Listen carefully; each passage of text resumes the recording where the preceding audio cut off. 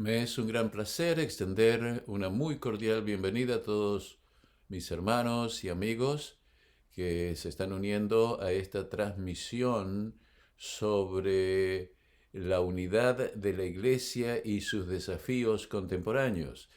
Este es el título de un seminario con 5 presentaciones que hemos estado transmitiendo por gentileza de la Iglesia Adventista de San Borja en Lima, Perú. Estamos ahora en la quinta y última presentación titulada El cristianismo de la sola escritura, de la división a la unidad. En realidad lo que hemos estado haciendo en este seminario es explorar la situación de la iglesia cristiana y la iglesia adventista en particular, describiendo de que en este momento, en la tercera década o entrando a la tercera década dentro de poco del siglo XXI, encontramos al cristianismo claramente dividido. Esto no es novedad, comenzó a dividirse con la Reforma Protestante y también encontramos al adventismo dividido. El adventismo comenzó como un movimiento ecuménico, encontrando un sistema completo de teología, de verdad, de doctrinas y de filosofía, y sin embargo, en el proceso del tiempo, en la medida que fue creciendo, desarrollando instituciones especialmente educativas de alto nivel, los miembros de la iglesia tuvieron que familiarizarse con el nuevo contexto de las ideas teológicas que se habían ido desarrollando a través de siglos en el cristianismo. En la jerga interna de la iglesia, lo que sucedió es que al desarrollar estas instituciones educativas, los adventistas, que habían comenzado como un movimiento laico, se introdujeron en el campo de la teología profesional a alto nivel de erudición, y a ese nivel tuvieron que responder a una cantidad de interpretaciones que se desarrollaban o que se habían originado por muchos siglos antes de ellos, y que ellos habían simplemente dejado de lado porque el proyecto adventista era basado solamente en la Biblia y por lo tanto no en las tradiciones, no en las interpretaciones anteriores, no en la filosofía, no en la ciencia. Así que así se habían ido desarrollando hasta que en el 1960 ya de lleno comenzó esta actividad que encontró en ese momento, como lo explicamos en la segunda presentación, a un adventismo ya dividido, que ya había olvidado sus orígenes en el sentido metodológico de la práctica, es decir, había olvidado que los pilares del adventismo eran los principios macrohermenéuticos para entender la teología, y poco a poco, al responder a estos desafíos teológicos, comenzaron a incluir ideas, y eso fue llevando a la introducción en el adventismo de sistemas que lo dividen profundamente. El sistema evangélico, que está detrás de una gran tendencia teológica doctrinal en el adventismo que lo denomina adventismo evangélico, que quizás sea la más influyente a nivel del liderazgo mundial de la iglesia, y después otra que está ganando terreno rápidamente entre las nuevas generaciones es el adventismo progresista, que ya no solamente es evangélico, sino evangélico modernista, postmodernista, que básicamente se basa en la negación de la revelación de las Sagradas Escrituras. Ahora, en esta quinta presentación, que se titula El cristianismo de la sola escritura, de la división a la unidad, el ecumenismo bíblico, entre paréntesis, para contraponerlo al ecumenismo católico, que es el que en este momento se está promoviendo a nivel mundial, a nivel global, en la cristiandad, con el liderazgo de la Iglesia Católica y del Papa Francisco. Muy bien, las divisiones en el adventismo reflejan las divisiones en el cristianismo en general.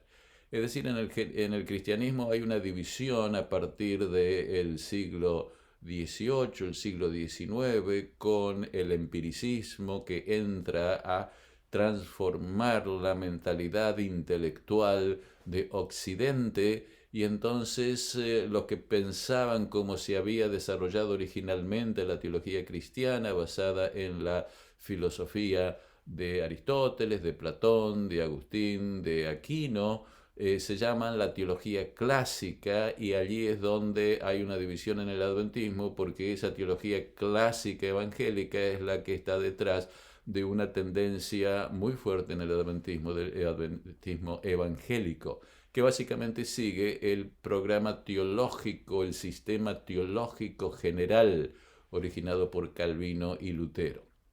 Hemos clarificado en la cuarta presentación de que el adventismo es protestante, pero el verdadero protestante, y lo explicamos ahí, el verdadero protestantismo que debe ser recuperado.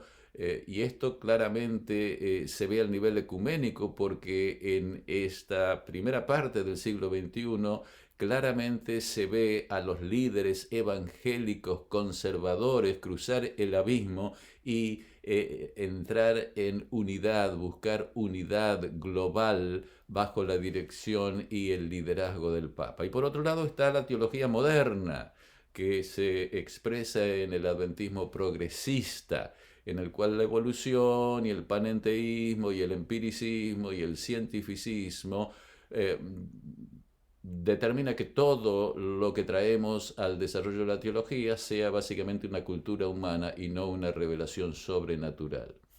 Ahora bien, la propuesta que traigo para superar este impasse, el impasse de las divisiones en el adventismo y de las divisiones en el cristianismo al mismo tiempo, es decir, lo que ayudará a superar las divisiones del adventismo es lo mismo que ayudará a superar las divisiones en el cristianismo, pero la propuesta que estoy presentando es que la filosofía de la teología debe basarse en el principio de la sola escritura, en forma clara y concreta, para superar las divisiones y lograr la unidad del cristianismo y el adventismo al mismo tiempo. Debemos aplicar el principio de la sola escritura, de la tota escritura, de la prima escritura, a la interpretación de los principios macrohermenéuticos de la teología cristiana que introdujimos en nuestra tercera presentación. La labor inconclusa de la teología de la Reforma es la que debemos afrontar ahora. La Reforma protestante nunca ha sido terminada, porque las Escrituras siempre han estado bajo el gobierno de la filosofía, la llamada sierva de la teología, la reina de las ciencias, es decir, la teología estuvo siempre bajo el gobierno de la filosofía y lo continúa estando. La división entre teología clásica y teología moderna o posmoderna básicamente surge de los cambios filosóficos en las tendencias filosóficas humanas, que han sido siempre la base, la directriz, los principios fundamentales macrohermenéuticos de la teología cristiana. Entonces, para liberar la teología y el cristianismo en general, y la Iglesia Adventista en particular, de la esclavitud filosófica, necesitamos aplicar el principio de la sola escritura a la interpretación de los principios macrohermenéuticos. Estos principios macrohermenéuticos los hemos presentado en la tercera presentación de este seminario, los hemos presentado también en la cuarta presentación, cuando vimos que los evangélicos, la teología evangélica, el sistema evangélico se basa en la interpretación tradicional, por un lado, el evangelismo clásico, y modernista, el evangelicalismo moderno, posmodernista, de estos principios macrohermenéuticos que generalmente han sido interpretados por la filosofía humana. La realidad en general, que es real, el principio de realidad en sus entidades, es decir, la ontología racional, ontología regional, es decir, la realidad de Dios, la realidad de la naturaleza humana y la realidad del mundo, como así también el principio de articulación. Hay otros principios, pero solamente estos son los que estamos tratando en este seminario debido a las limitaciones del tiempo que tenemos.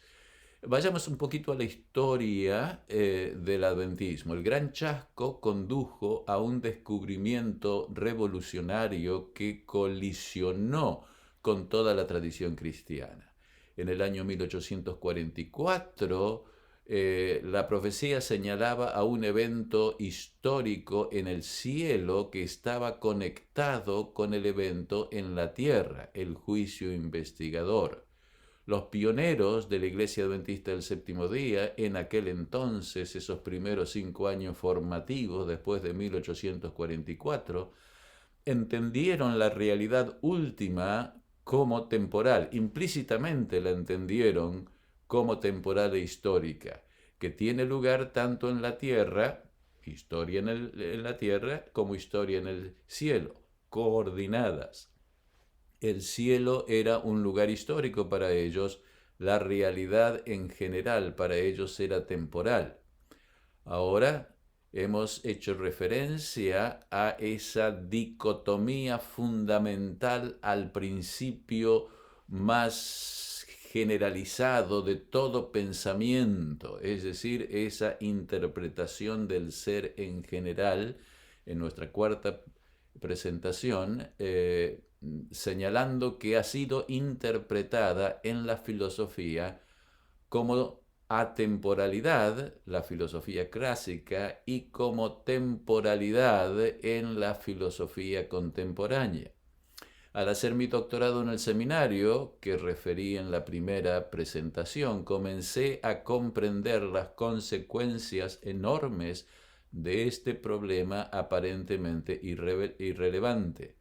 ¿Es la realidad en general atemporal e histórica? Atemporal y ahistórica, como lo enseña la tradición, Platón, Parménides, Aristóteles, Agustín, Aquino, o es temporal e histórica, como lo argumentó el filósofo alemán Martin Heidegger en el siglo XX. Es decir, desde el siglo IV a.C. hasta el siglo XX, en general, la teología y la filosofía entendieron la realidad como fundamentalmente atemporal. Y Heidegger, en una forma clara, magistral, profunda, bien detallada, argumentó que la realidad en general debe ser entendida como temporal y calificó como de un error a esa interpretación clásica que debería ser superada y debería ser dejada de lado por el pensamiento filosófico. Cuando me di cuenta de esto, me di cuenta que el adventismo, mi adventismo y el adventismo general estaba en la balanza, es decir, podría haber la posibilidad de que había una equivocación fundamental en mi creencia adventista y en el adventismo en general. El adventismo asume que Dios y la realidad son temporales. Esto es sumamente claro y obvio. Si la realidad es atemporal, como Platón argumentó, el adventismo está equivocado. Espero que ustedes entiendan esto. Si en realidad la realidad es atemporal, entonces el adventismo está equivocado. Si la realidad es temporal, entonces toda la tradición cristiana está equivocada. No hay vuelta de hoja. Esa es la realidad. Uno o otro. Recuerdan que es ese momento, la disyuntiva el momento donde hay una división continental, como se dice, de los ríos, que van para un lado y para otro, en el tope de la montaña, una fuente y otra fuente, una vertiente y otra vertiente están muy cerca, pero una va a fluir para un lado y otro para otro. Un pequeño error al principio, decía Tomás de Aquino, es un gran error al final. Es decir, esta pequeña diferencia al principio, esta pequeña diferencia macrohermenéutica, determina una gran diferencia en la realidad. ¿Cómo decidir el problema con autoridad? Es decir, Platón dice una cosa y Heidegger dice otra. Voy a tomar lo que Heidegger dice porque Heidegger lo dice, pero ¿cómo sé que Heidegger está correcto y que Platón está equivocado? ¿O cómo sé que Platón está equivocado y Parménides estaban equivocados y Heidegger está correcto? ¿Cómo lo sé? ¿Cómo decidir el problema con autoridad? Y allí es cuando claramente llegó a mí la aplicación del principio de la sola escritura al nivel de la más profunda presuposición, la más abarcante, la más decisiva presuposición macrohermenéutica, que es el principio del ser en general, de la ontología general, como lo decía Heidegger. Eso es lo que hice en mi tesis. La pregunta era, ¿qué dice la Biblia respecto de la realidad en general? ¿Es atemporal o es temporal? Esto no lo puedo decidir yo, no lo puede decidir Parménides, no lo puede decidir Heidegger, lo tiene que decidir la Biblia. Y por eso hice mi tesis precisamente en ese punto. Allí, en ese momento, cuando estaba investigando, tenía la conciencia de que si mi investigación bíblica mostraba que la Biblia argumentaba, presentaba y revelaba que Dios en su eternidad es atemporal, entonces todo el adventismo estaba equivocado y yo como profesor o como pastor y demás no podría seguir siendo adventista. En la tesis, estudiando, ustedes pueden ir, pueden leerla, considerarla, ustedes pueden considerar el problema ustedes mismos. Yo acá simplemente les doy la conclusión muy resumida. Claramente la Biblia presenta en Éxodo 3, 14, 15 y 16, el capítulo 3, a Moisés dejando claro que el ser de Dios es temporal e histórico y por lo tanto toda la realidad, toda la realidad del universo también es temporal. No hay nada atemporal. Conclusión, solo el adventismo entonces representa el verdadero cristianismo y es la única verdadera iglesia cristiana en la tierra, con la salvedad que es el cristianismo original, el que yo califiqué de bíblico, que todavía tiene que ser desarrollado en nivel de profundidad porque ha sido olvidado y reemplazado en gran manera en el adventismo contemporáneo, especialmente en Norteamérica, en Europa y en Australia. Entonces ahora tenemos que explicar cómo esto ocurre en las escrituras y para eso voy a enfocar el asunto de la interpretación bíblica de la macrohermenéutica por una vía diferente a la que yo abordé en mi disertación. Eh, no, es decir, la misma conclusión puede ser argumentada aproximando o haciendo el enfoque en diferentes aspectos de la Biblia. En este caso yo voy a tratar del santuario, porque el santuario es más fácil de ver, de entender, de comunicar. La, la posición del santuario respecto a la historia y a la interpretación histórica de la realidad se basa obviamente en lo que es revelado en Éxodo 3, capítulo 3, 14, 15 y 16. pero es más fácil que ustedes la vean y la comprendan cuando se presenta mirando y enfocándonos en el santuario. Por lo tanto, la viabilidad del santuario como clave macrohermenéutica de la teología cristiana aparece cuando entendemos que el santuario es una estructura compleja que conecta muchas partes de la Biblia y la realidad, probablemente la estructura más compleja de la Escritura.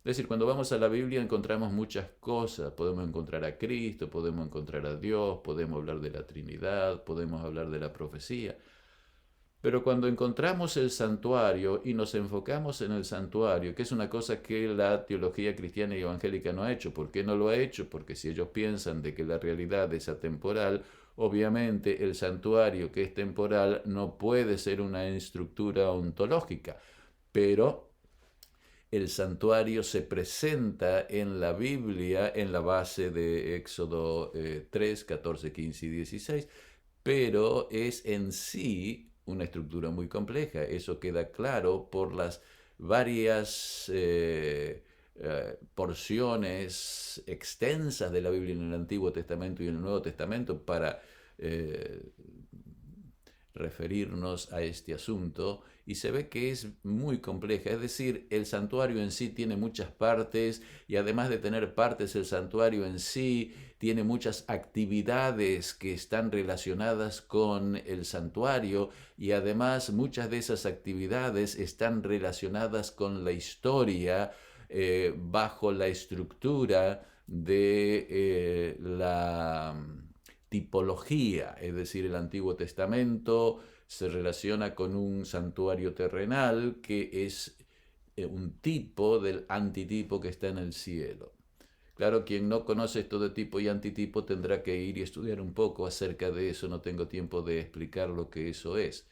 Por otro lado, el santuario es un tema, una realidad que es ampliamente abordada en el Antiguo y en el Nuevo Testamento. Es decir, es frases que no son claramente entendidas debido a que el lenguaje no es ampliamente usado. Es realmente, es decir, es masiva, podríamos decir, la información que hay sobre el santuario en el Antiguo y en el Nuevo Testamento.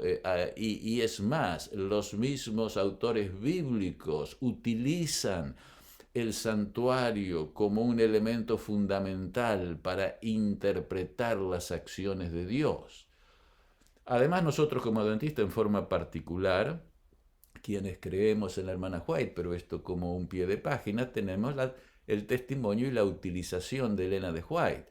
El asunto del santuario, dijo ella, fue la clave que aclaró el misterio del desengaño de 1844, reveló todo un sistema de verdades. Lo importante que ella hizo fue no solamente señalar al santuario como la llave, sino que ella la usó a esa llave en el desarrollo de ese sistema de teología y filosofía. Eso nosotros lo encontramos en sus escritos. Ciertamente en la serie del Conflicto de los Siglos, ella cuidadosamente sigue esa estructura, esa interpretación de la realidad y utiliza el santuario como la clave, o sea que en ella misma vemos cómo este desarrollo y comprensión de la teología se expresa. Por supuesto, la señora de White no desarrolló la teología a nivel científico, a nivel intelectual, pero la desarrolló en un nivel simple, pero muy coherente, coordinado, es decir, una simplificación de aquello que también puede expresarse y argumentarse a nivel de erudición. Ella estaba simplemente explicando esto a nivel de la gente común. El santuario, vayamos ahora al santuario y ver cómo el santuario nos ayuda a entender el principio macrohermenéutico de la realidad. Lo primero que tenemos que hacer es salir al santuario, entender que no es principalmente un edificio, sino que es un Dios. Es decir, por supuesto que el santuario es un edificio, pero no es solamente un edificio, sino es un ser. Es decir, el significado del santuario incluye al edificio, pero se basa en el ser que habita en él, en el edificio. El centro del santuario, por lo tanto, es Dios. Tenemos el santuario, Antiguo Testamento, Nuevo Testamento, en las profecías, pero el centro de ese santuario es Dios, el ser divino que habita en él. El Dios que habita en el santuario es Dios y el santuario requiere la Trinidad. Esto daría mucho para hablar, pero básicamente es en el santuario y a través, por ejemplo, del juicio investigador, que nosotros vemos que la Trinidad tiene acciones que no son iguales unas a otras. En el proceso de la salvación, el Padre tiene ciertas acciones, el Hijo tiene otras acciones y el Espíritu Santo otras que están explicadas a lo largo de la Biblia, pero que están requeridas de una manera sistemática en el santuario. Karl Rahner, uno de los grandes teólogos, quizás el más grande teólogo católico del siglo XX, en su pequeño libro sobre el santuario, clarifica que si, él dice al comienzo de su libro, si se quitara la doctrina de la Trinidad del cristianismo, nada sería cambiado. Básicamente lo que está diciendo es que la Trinidad no ha sido un principio macrohermenéutico del cristianismo, sino que ha sido el monoteísmo, la unidad de Dios, que se expresa en distintos sistemas de distintas maneras. El catolicismo hace énfasis en el Padre, el protestantismo en el Hijo y el carismatismo en el Espíritu Santo. Y los demás básicamente no tienen actividades específicas en el sistema de la teología.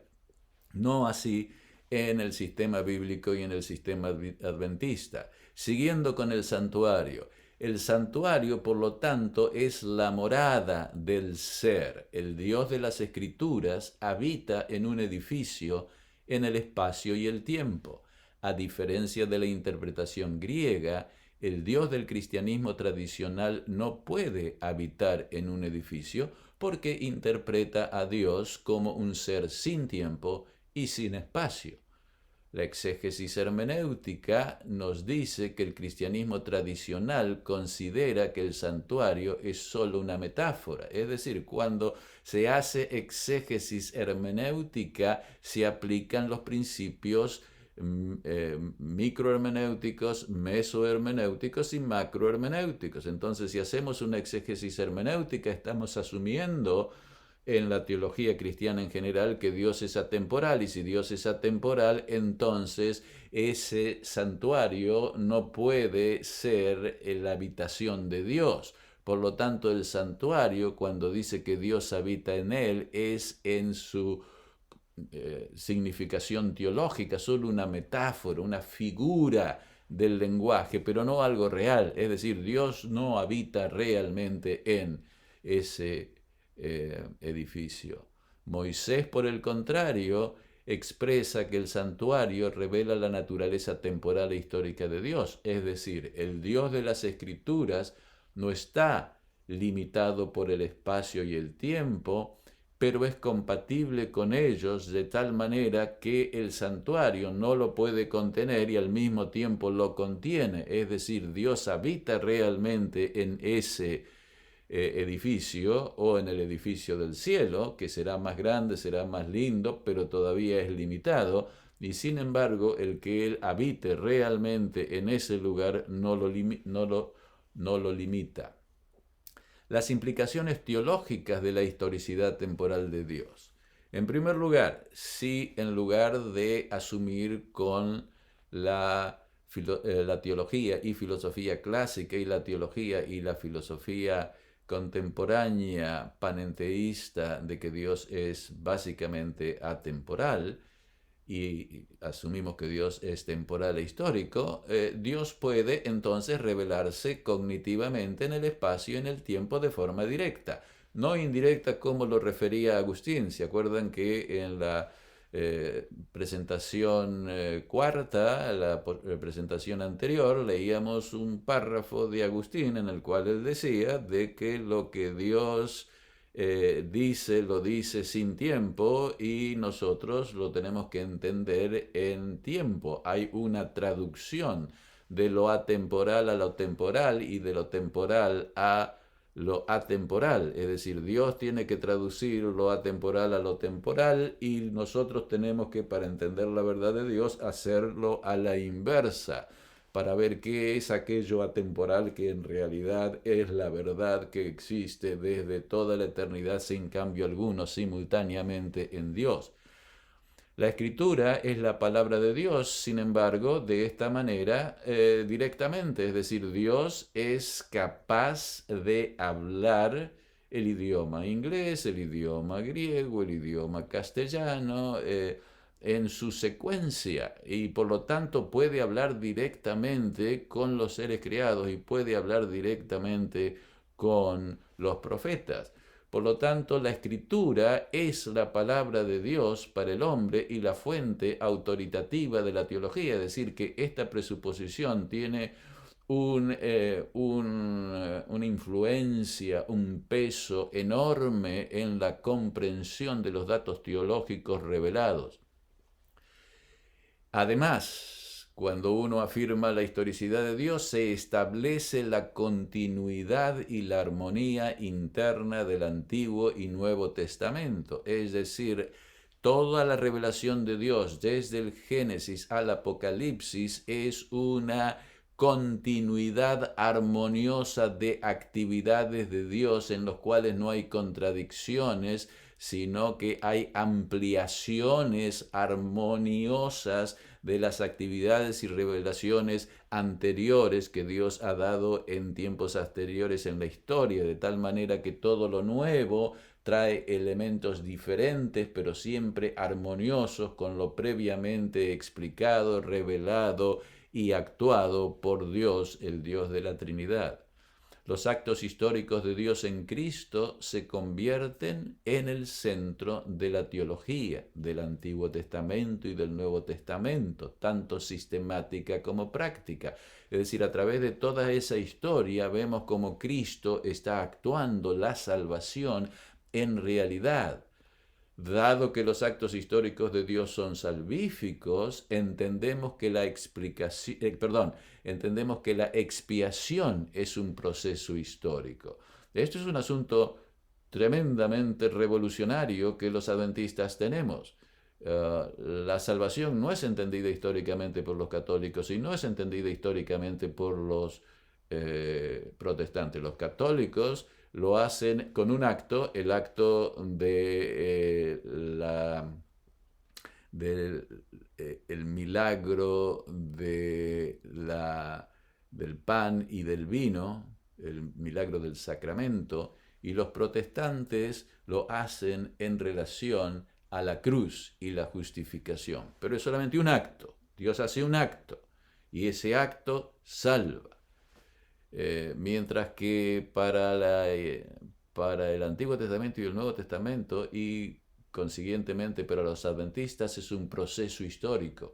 Al entender la salvación como un proceso histórico, nosotros estamos yendo completamente en contra de toda teología católica y protestante en su sentido sistemático. No estamos diciendo de que haya aspectos aquí y allá puntuales que la gente católica y protestante no crean correctamente porque simplemente tienen que referirse a la Biblia puntualmente y entonces hay ciertos elementos y prácticas y demás que son entendidos apropiadamente. Pero eso no significa que el sistema sea correcto, porque el sistema de la salvación, que es el elemento último, el blanco de toda la revelación y la actividad de Dios y de la teología, es un proceso histórico y no es puntual. Ese proceso, esa presuposición macrohermenéutica de que Dios es histórico, establece y requiere la interpretación historicista de las profecías apocalípticas.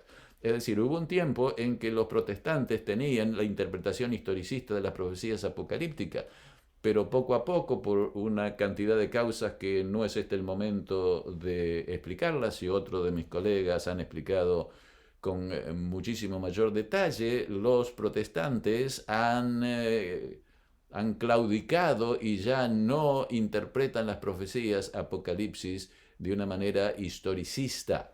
Y esta es algo que solamente los adventistas tenemos. ¿Por qué interpretamos las profecías apocalípticas historicísticamente? Porque la teología es historicista. Es decir, las profecías tienen que ser aplicadas y entendidas historicísticamente porque el sistema de salvación es historicista. Dios salva en una forma historicista, es decir, a través de un proceso histórico en el espacio y el tiempo. Y por eso las profecías deben ser interpretadas historicísticamente, y es la interpretación correcta, asumido que tenemos estos principios y los seguimos. Si nosotros creemos en la multiplicidad de las fuentes y que Dios es atemporal, entonces no, por supuesto, debemos encontrar otros métodos de interpretación. Y eso es lo que han hecho los cristianos, y por eso nos siguen las interpretaciones historicísticas de las profecías. Requisitos del principio de articulación. Es decir, ahora nos movemos del principio de realidad, de la historicidad de Dios y la historicidad de la realidad en general, a el principio de articulación. El principio de articulación tiene que ser bíblico. El principio de articulación debe conectar las partes de la escritura, ideas, doctrina, historia, etc. Tiene que conectar todo. Y debe conectar también partes de la realidad, es decir, el principio no debe ser solamente epistemológico, el principio de articulación debe ser ontológico, es decir, articula el conocimiento, pero también tiene que al mismo tiempo articular la realidad, conectar las partes de la realidad. ¿Cuáles son las partes de la realidad? Dios, los seres humanos, la historia, la naturaleza, el universo, el bien, el mal, etc. La identificación de este principio lo tenemos y lo encontramos con las acciones de Cristo en el santuario. Es decir, el santuario y Cristo pertenecen a la realidad histórica, tiene el alcance universal el santuario. Es decir, está en el Antiguo Testamento, en el Nuevo Testamento, a través de toda la historia, y también en el cielo. Acerca de la presencia de la estructura fundamental del santuario en el Edén y en la Tierra Nueva, ustedes pueden referirse al doctor Richard Davidson. Por supuesto, el santuario no existía en el Edén, pero la estructura del Dios que vivía en el espacio y en el tiempo, que es parte de lo que el santuario en su fase soteriológica revela, estaba presente allí, como también cuando la fase soteriológica que el santuario en la tierra y en el cielo ahora específicamente revelan y articulan, cuando esa parte de la historia pase, el santuario seguirá existiendo, pero no en un contexto soteriológico, sino en un contexto doxológico de adoración y de relación. Es un continuo, el santuario hasta hoy, y conecta la realidad tanto en el Antiguo Testamento como en el Nuevo Testamento y por la eternidad. El principio de articulación tiene dos coordenadas. La articulación de la realidad histórica requiere la operación simultánea de dos coordenadas. Una coordinación sincrónica, es decir, simultánea, y una coordinación diacrónica, es decir, cronológica. La coordinación sincrónica conecta la multiplicidad de la realidad histórica en cualquier momento de la historia simultáneamente. La coordinación diacrónica conecta la multiplicidad de la realidad histórica a lo largo de todo el período de la historia humana, es decir, cronológicamente. El santuario tiene esos dos niveles. Tres niveles de integración, diríamos, sincrónica. En primer lugar, el santuario claramente se refiere al nivel universal cósmico de la historia, más allá de la historia humana, en aspectos tales como el día de la expiación, Azazel y el juicio investigador. También, en un aspecto más reducido, se relaciona con el aspecto social de la realidad, la historia social de la Iglesia como el contenido pactual de la estructura del santuario y la Nueva Jerusalén por la eternidad. Y finalmente, en una forma más reducida, claramente el santuario se refiere al individuo, la salvación individual, la transformación, la justificación, la santificación, la expiación, el sacrificio diario, etc. Cristo en el santuario y la integración diacrónica.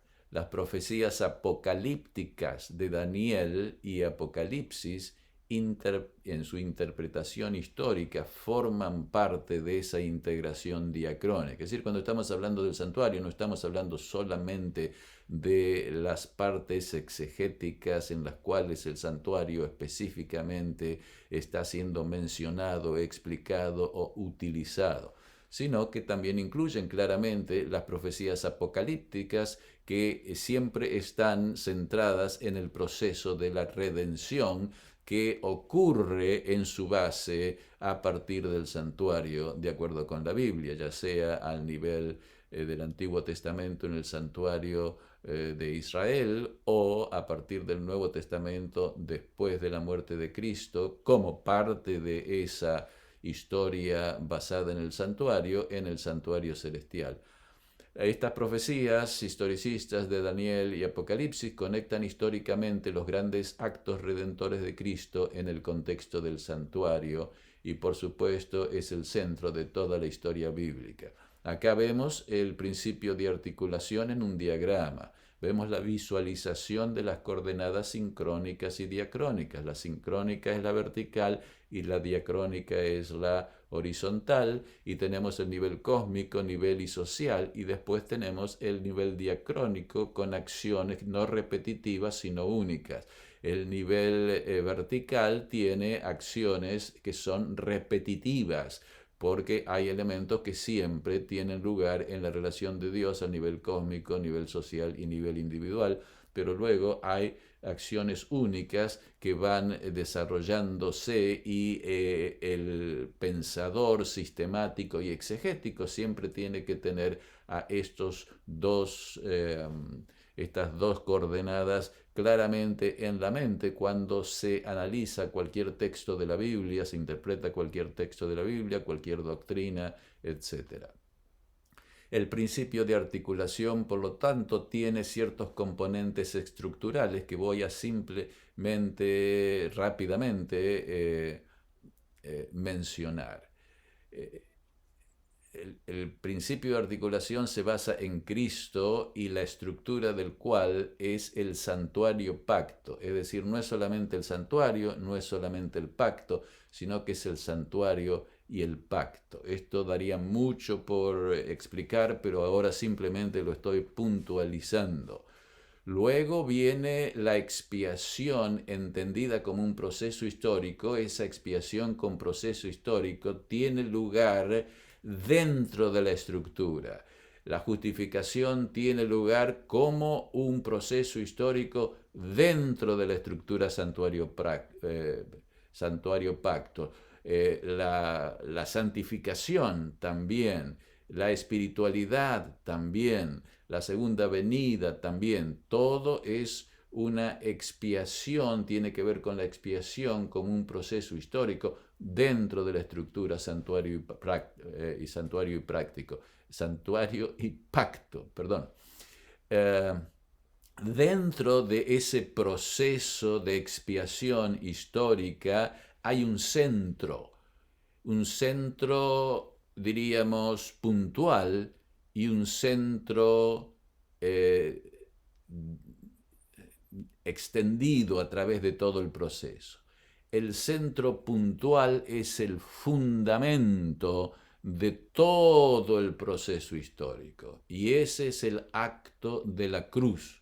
Por lo tanto, en la cruz hay una centralidad en el proceso Y esa centralidad es un hecho específico, puntual, que la divinidad ha hecho, sobre la cual se fundamenta todo el proceso histórico, toda la salvación, todo lo que se entiende y se ha hecho a través de la estructura del santuario y pacto, y todo lo que el Señor logra con esa actividad salvífica.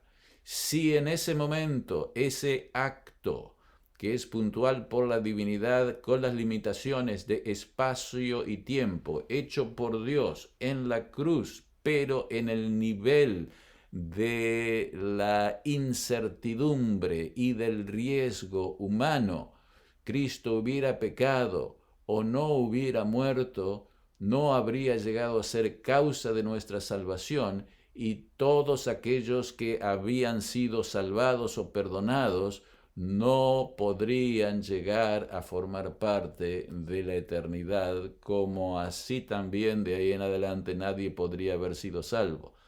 Entrar en esto es uno de los grandes misterios de la cristiandad y del cristianismo y del plan de salvación.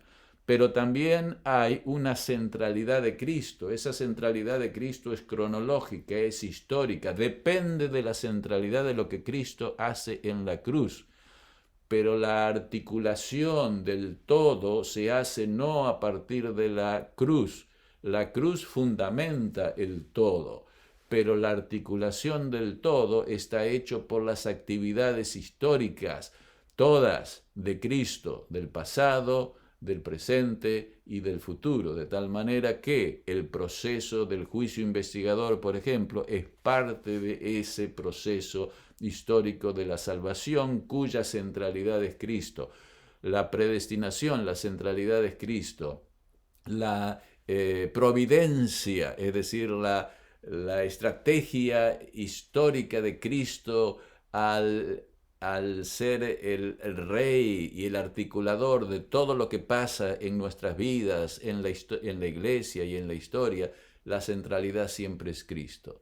La misión de la iglesia es la integración, está relacionada con la integración del presente y del futuro. Es decir, la iglesia es el instrumento que Dios tiene para integrar el presente con el futuro, para integrar todas las partes. Es decir, Dios integra, Dios articula, pero Dios articula no solamente conocimiento, Dios articula la realidad, y la articulación de Dios siempre es sistemática. La articulación de Dios siempre une, y une en la santidad, une en su carácter, une en relación a su amor y las características de su ser, y básicamente une dentro de la estructura fundamental de la ley que rige el universo y que regirá el universo. Y la misión de la iglesia es el motor, la iglesia es el método para llevar a esa integración y para Dios llevar adelante esa unidad de la iglesia, que al mismo tiempo es la salvación. Además, dentro de todo esto está, para que se dé esa unidad, también está la teodicea, es decir, obviamente Dios está uniendo, pero hay gente que no estará unida, hay gente que queda en el camino, hay gente que no será salvada, y por lo tanto se levantan preguntas racionales que amenazan esa unidad que Cristo está uniendo con los que aceptan a su amor y su mensaje. Y por lo tanto tiene que haber un proceso que explique y que una, aun cuando Dios deba hacer el juicio, deba juzgar a los que no aceptan el plan de salvación y los deba aniquilar. Y por eso es que la teodicea, como juicio investigador, también son pasos necesarios en el proceso histórico de la redención, que termina con la eternidad futura en la nueva Jerusalén, cuando ese blanco que Dios determinó en la predestinación, de acuerdo con Efesios 1, de traer todas las cosas bajo una cabeza, esa cabeza siendo la cabeza de Cristo, llegue a ser una realidad y haya armonía de amor, como dice Elena de White al terminar el conflicto de los siglos, que así como al principio había armonía desde un extremo del universo hasta el otro, luego de la historia de la redención, también el amor reinará, la armonía general centrada en Cristo de un extremo a otro del universo. Nuestra vocación, la base para la unidad de la Iglesia. Todo esto que estoy presentando tiene una condición fundamental, y esa es la aplicación consistente, comenzando por los principios macrohermenéuticos del principio de la sola escritura. En el conflicto de los siglos, página 581, la hermana White dice lo siguiente: pero Dios tendrá en la tierra un pueblo que sostendrá la Biblia y la Biblia sola, como piedra de toque de todas las doctrinas y base de todas las reformas. ¿Se dan cuenta? La Iglesia Adventista está basada en la Biblia, no en las doctrinas de la hermana White, no en lo que ella dice. Ella es una profeta, tiene autoridad, pero nosotros no la usamos a ella para determinar lo que es la verdad del cristianismo ni de nuestras prácticas. Ella nos ayuda a entender todo esto porque ella es una gran teóloga y además de ser una gran teóloga era una profeta que recibió instrucciones de Dios. Pero los elementos fundamentales de la doctrina está basada en la Biblia y el éxito del adventismo no es en seguir la hermana White como base y como datos para desarrollar y probar nuestra doctrina, sino hacerlo a partir de la Biblia. Ella misma lo dice, repito: pero Dios tendrá en la tierra un pueblo que sostendrá la Biblia y la Biblia sola como piedra de toque de todas las doctrinas y base de todas las reformas. ¿Quién es ese pueblo? Ni las opiniones de los sabios, ni las deducciones de la ciencia. Entonces ahora ella está explicando qué es esto de la Biblia y la Biblia sola.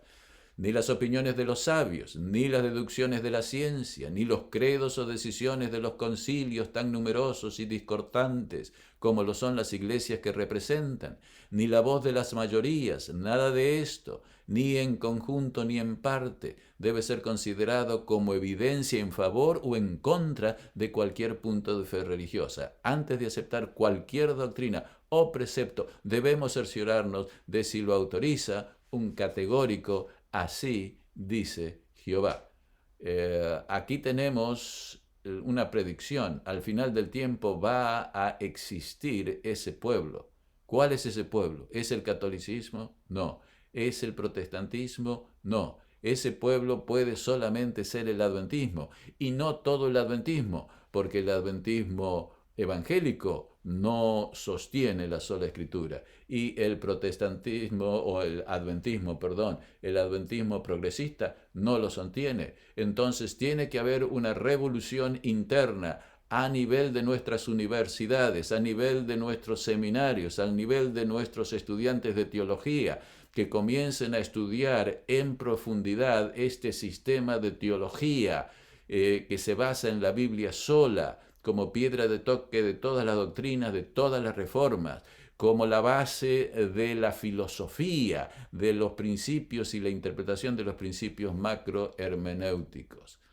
Les presento a ustedes el desafío, que es lo que llamaría yo lo que se necesita ahora para de aquí en adelante traer unión a la Iglesia Adventista, de aquí adelante traer unión al cristianismo, presentar un movimiento ecuménico alternativo al movimiento ecuménico católico y evangélico. Ese es un movimiento ecuménico que claramente se basa en la filosofía, y ya no solamente en la filosofía clásica, sino en una filosofía claramente panenteísta, que trae ciertos recuerdos al adventismo de lo que sucedió con la herejía panenteísta en los últimos años de vida de la hermana White al principio del siglo XX. La articulación académica y difusión ministerial y misionera a nivel mundial de este sistema. Repito, articulación académica debe ser lo primero. ¿Por qué? Porque el ministerio se basa en lo que la academia estudia y concluye. Esa es la realidad que pasa. Por eso tenemos nuestras iglesias, nuestras universidades, y por eso mandamos a nuestros hijos a estudiar en nuestras universidades y a nuestros pastores a estudiar en nuestros seminarios.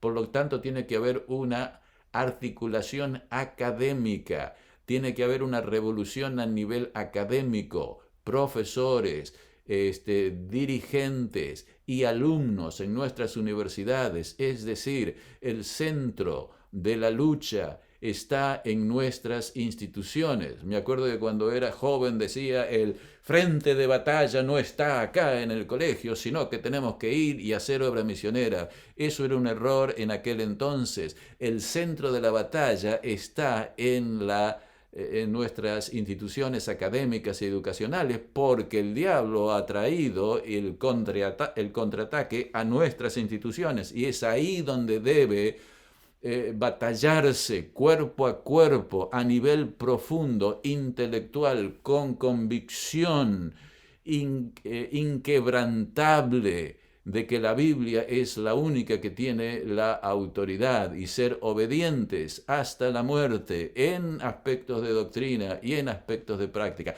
Pero al mismo tiempo, la iglesia, los administradores deben estar preparados para una difusión ministerial, y para que la academia y el ministerio, la academia y la administración ministerial trabajen juntos, y que ambos, desarrollando una unidad académica doctrinal, desarrollando una actividad ministerial que lleve a la unidad de la iglesia local en su adoración, en su experiencia, en su espiritualidad, que las dos combinadas en unión doctrinal y sistemática y una unión espiritual y de hermandad en las iglesias se mueva, sean los motores para una unidad general en lo que la